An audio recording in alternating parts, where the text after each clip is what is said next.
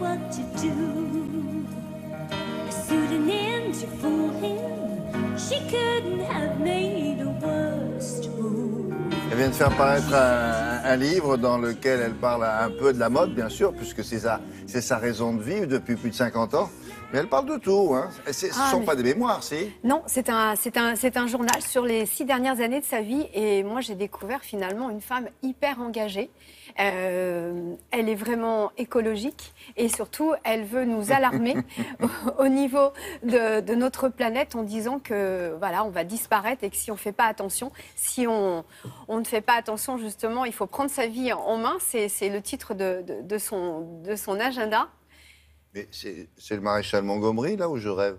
Ah, mais Non, peut-être, parce qu'elle elle a porté des t-shirts aussi avec... Non? Je sais pas, regarde. Elle milite énormément, mais vous savez qu'elle a fait quand même... Elle a pris un char d'assaut, William, en 2015, pour aller manifester contre l'extraction du gaz de schiste, contre la maison quand même du Premier ministre de l'époque, qui était David Cameron. Donc elle a un sacré caractère et elle a vécu pendant assez longtemps avec Malcolm McLaren, qui était quand même le créateur des Sex Pistols. Elle a dessiné le symbole de l'anarchie. Donc c'est une femme qui a un caractère bien trempé. Et aujourd'hui, voilà, la mode... C'était nécessaire pour elle, voilà. C'était pas. Elle a commencé, elle était institutrice, et en tout cas aujourd'hui, elle a un discours à faire passer. C'est l'écologie. Nous l'avons rencontrée. On l'écoute.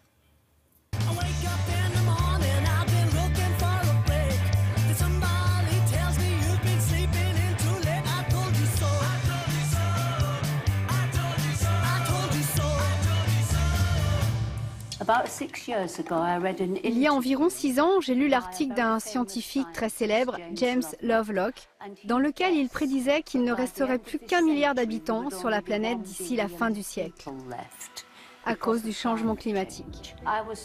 Cela m'a bouleversée, car je n'avais pas conscience de l'urgence de ce problème. J'ai donc décidé d'écrire un journal dans lequel j'allais expliquer ce qui est important pour moi, des expositions que je vais voir et tout un tas de choses, afin de permettre aux lecteurs d'avoir une vision plus large et que les gens prennent du recul par rapport aux informations qu'ils reçoivent et construisent leur propre sens critique.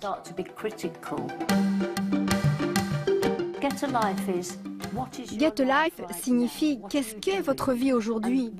Que faites-vous? Et à mon avis, si vous voulez construire votre vie, il faut d'abord comprendre le monde dans lequel vous vivez.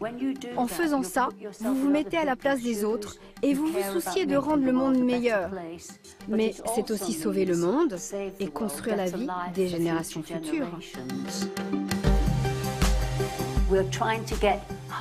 Notre objectif, c'est que la moitié de l'Angleterre passe aux énergies vertes en 3 ans. Si on y arrive, ça changera le monde. Ce serait la première étape d'une économie verte. L'Angleterre est le meilleur endroit pour commencer. Tout le monde suivrait.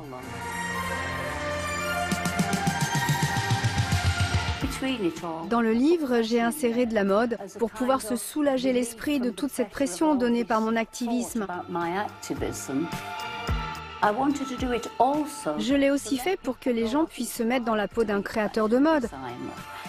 Il ne suffit pas d'avoir une idée pour qu'elle se concrétise comme par magie.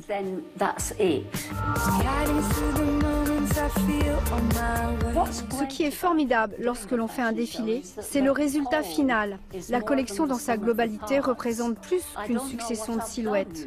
Et finalement, on ne sait pas ce que ça va donner tant qu'on ne l'a pas vu sur le podium.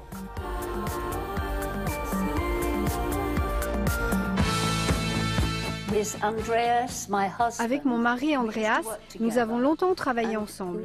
Aujourd'hui, il a sa propre ligne et le défilé à Paris était celui d'Andreas. Il s'est beaucoup inspiré de l'Autriche et de ses habitants très cultivés, très élégants.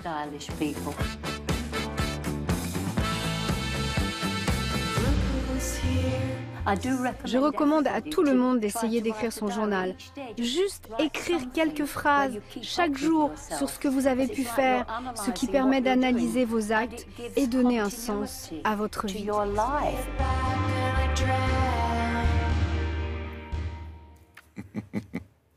Alors, Alors, oui, je cherchais qui était ce monsieur sur le t-shirt là.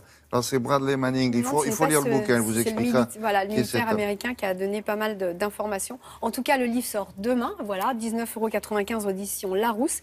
Et moi, j'aime bien son slogan.